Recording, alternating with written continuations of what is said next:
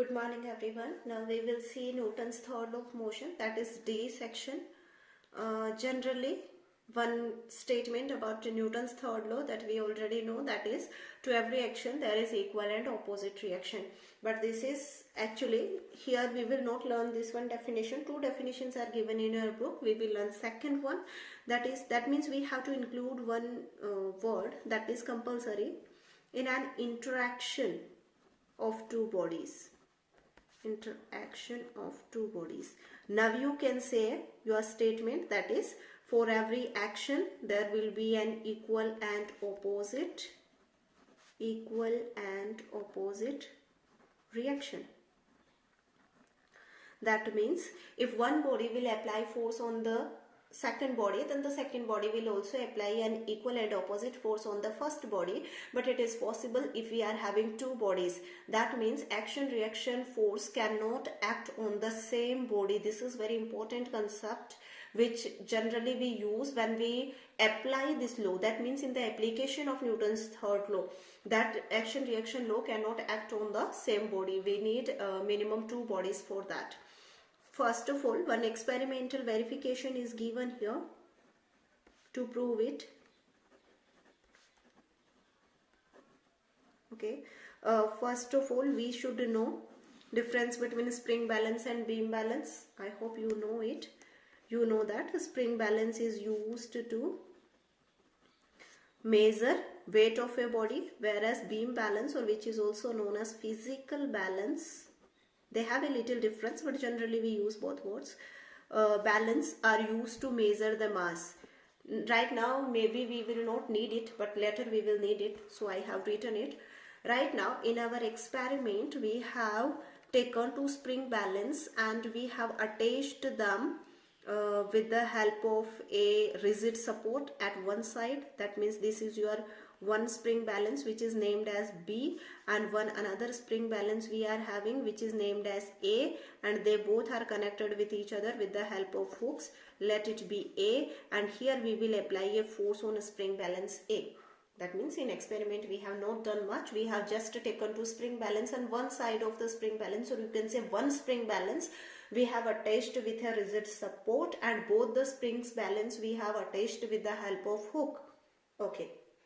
Now the thing is, if we will apply a force on the spring balance A, that means this is our force, then since it is attached with B, so whatever force you are applying on A, that will be transferred to B. That means ultimately you are applying force on B with the help of A. That means we are applying a force on B, means A is applying force on B. This written notation is also very important. The body which is applying the force will be written later, and on which the force is applied will be written first. That means with the help of this A, you are applying one force on B. Done.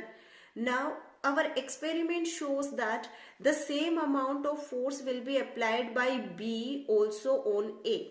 That is, the force will be applied on A by B, and both these are equal and opposite in direction. That means you can put this negative sign before this or before this, that is your choice, but they will be opposite to each other. This is the concept. Now the thing is, when we apply some force on this A, or we can say with the help of A we are applying force on B, so this spring balance B is showing some reading. That we can understand, okay, because they are attached, and when you will pull this A, then that force will be applied on B and it will show some reading. But along with that, we see that the spring balance A is also showing some reading, and that is the question mark, that why this A is showing the reading.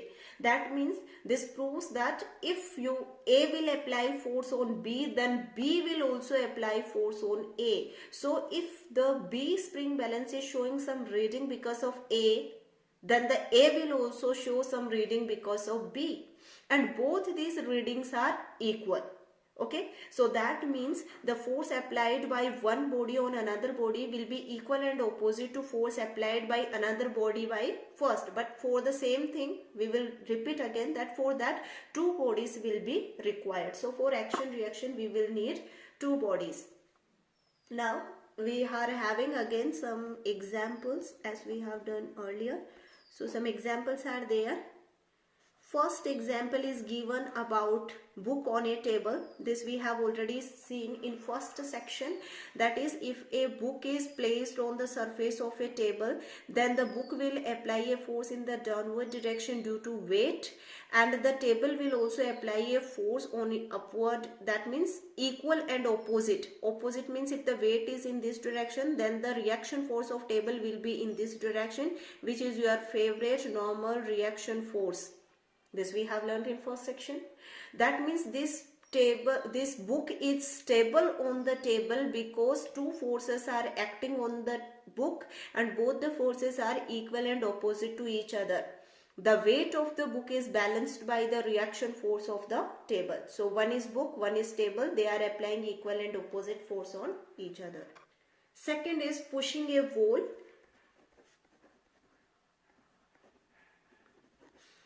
Whenever we apply a force on wall with the help of our hands or palms, generally we are not able to move it, but still we can feel a force on our palms. That means we are applying force on the wall. That is okay, but why we are feeling the force? Because when you will apply force on the wall, then the wall will also apply an equal and opposite force on your palms. That's why we experience this force. Third one is motion of a boat moving away from the shore. This we have seen many times. Whenever we need to move away the boat from the shore, that means if this is the boat, suppose this is the ground, then generally with the help of a oar we apply force on this ground or this shore. This means the portion which is nearest to this, we apply a force with the help of this oar. What does it do? When we will apply a force on this ground, the ground will also apply a force on the boat, due to which the boat will be moved forward in the water. Same concept we use. Then fourth one, motion of boat in water. Inside the water, after entering the water also same condition is applicable. That means generally if you have to move your boat in this direction, then you sit here and apply the force with the help of oars in the backward direction. If you have seen it in movies or TV or somewhere, since we are living in Rajasthan, so I think practically at least in Rajasthan you cannot see it. Some places, if you go for picnic, then you can see it.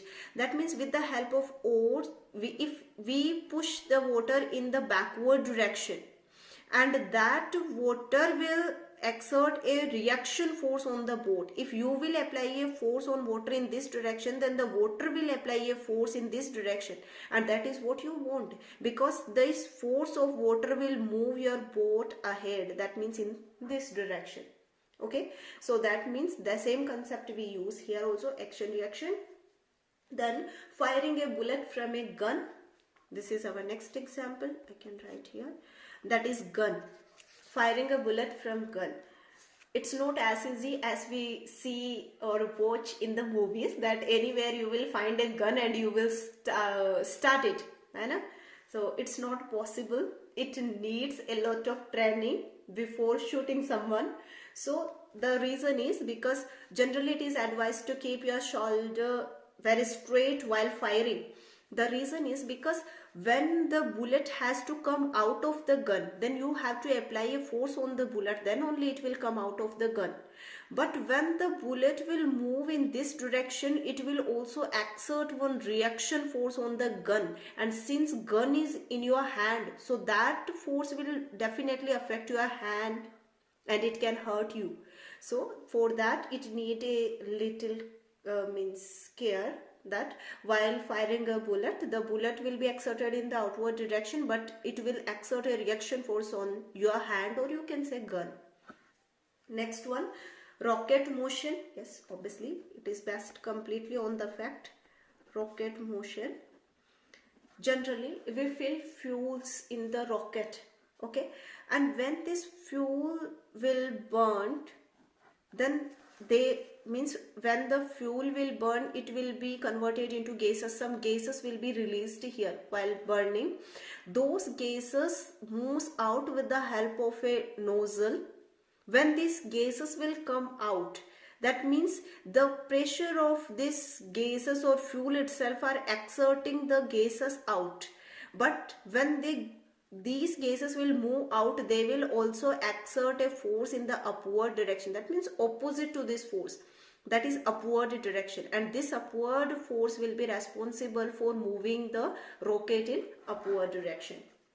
Next thing, motion of a man on ground, nothing special. From third class onwards we are reading this, that we exert a force on the ground and the ground will exert, generally we exert force in the backward direction. That means if this is the ground, we will exert force in this direction and the ground will exert force in opposite direction, that will make us able to move. Next one, motion of a boat away from the shore while stepping down from it. It is happening actually automatically when near a shore, when you move out of your boat. In that condition, boat moves somewhat in the backward direction. The reason is, if you are standing here, if you have to jump out, then for jumping out, first you have to apply some force on floor of boat. Then the boat will also exert a force. That means you are applying a force and the boat will also apply a force. Due to this force, you will be able to jump out, but due to your force, the boat will move somewhat in the backward direction. Catching a ball, that means same thing right now we discussed, if a ball is coming, it will have some momentum. That means the ball, these are the hands of the cricketer or your hands, whatever. The ball will exert force on the hands will exert equal and opposite force on the ball. That will make ultimately the momentum zero and you can catch the ball, or you can say the ball will come to rest. These are some examples of action reaction law. Rest of the things we will see next class. Thank you.